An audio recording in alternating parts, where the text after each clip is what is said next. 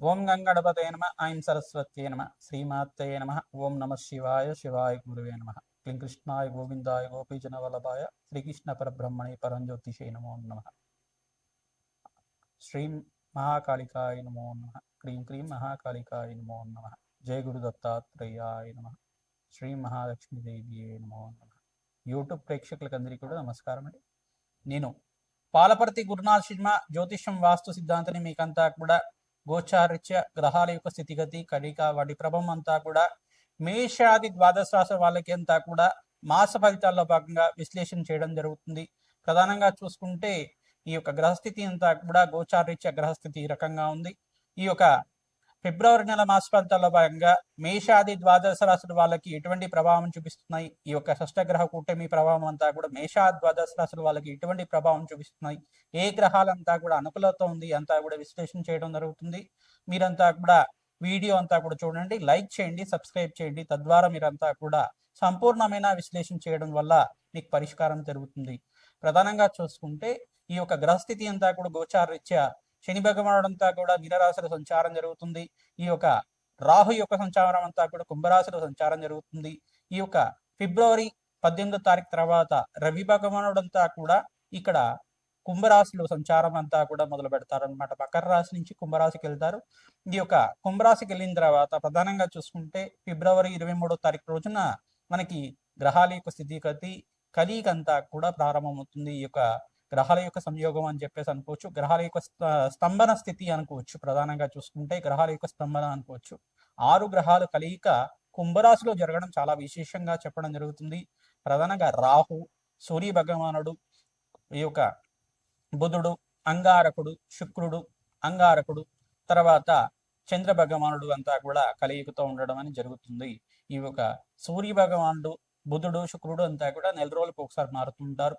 ప్రధానంగా చూసుకుంటే ఇక్కడ చంద్ర భగవానుడు 2.5 రోజులకు ఒకసారి మారడం జరుగుతుంది.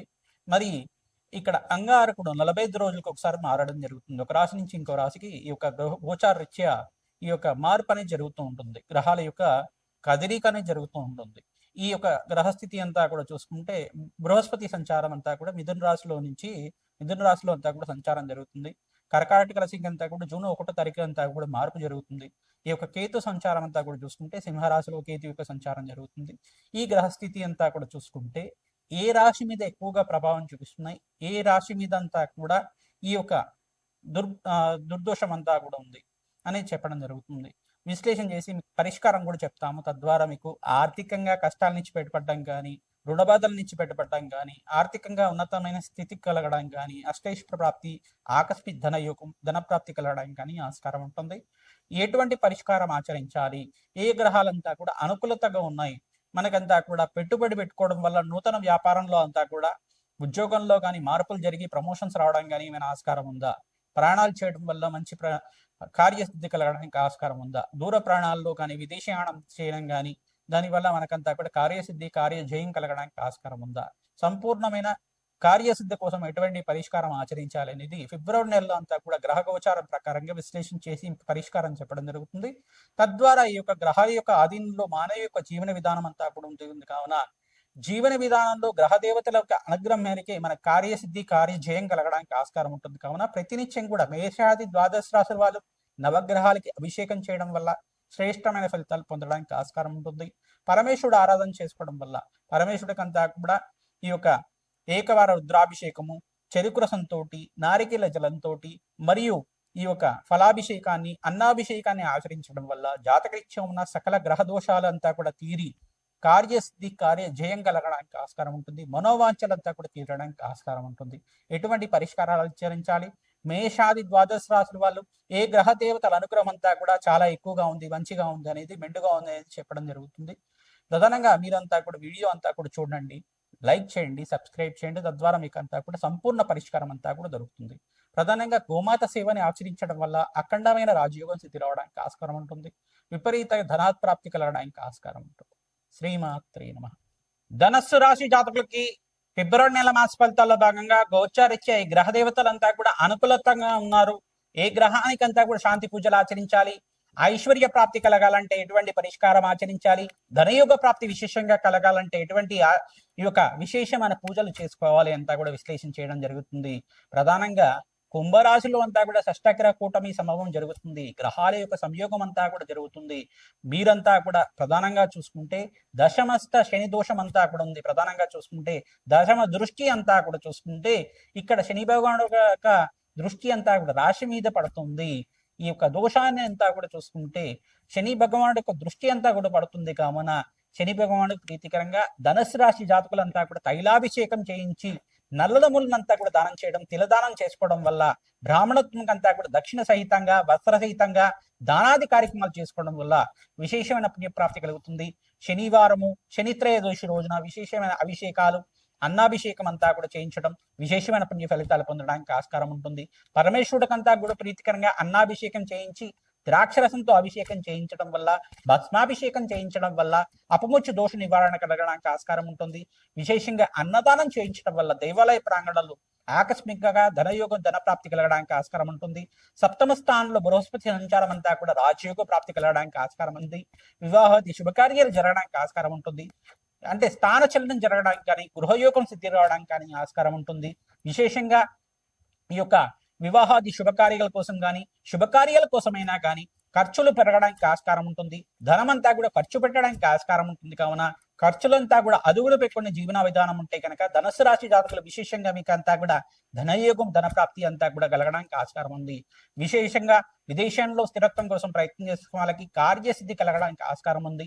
విశేషంగా నవగ్రహాల్లో భాగంగా 5 గ్రహాలు యోగకరంగా ఉన్నాయి. శని భగవానుడంతా కూడా దశమ దృష్టితో దోషకారిగా ఉన్నారు. ప్రధానంగా చూసుకుంటే బృహస్పతి యోగకరంగా ఉన్నాడు, శుక్ర భగవానుడు యోగకరంగా ఉన్నాడు. ప్రధానంగా ఈ గ్రహ దేవతల అనుగ్రహం వల్ల స్థిరంగా మీకంతా కూడా ఐశ్వర్య సిద్ధి రావడానికి ఆస్కారం ఉంది.